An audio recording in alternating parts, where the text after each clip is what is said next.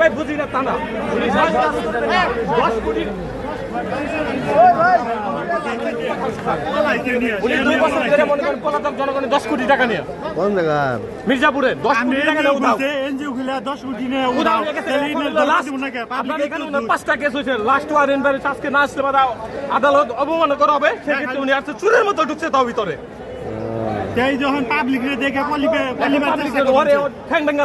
আদালত থেকে বেরোবো না আচ্ছা বাইরে তারপরে ধরে নি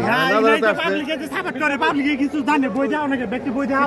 এলাকার যদি বই আছে আচ্ছা এখন আদালত আসছে যাব কত বলিয়া যাব বন্ধ যাব আপনি দাঁড়ায় থাকেন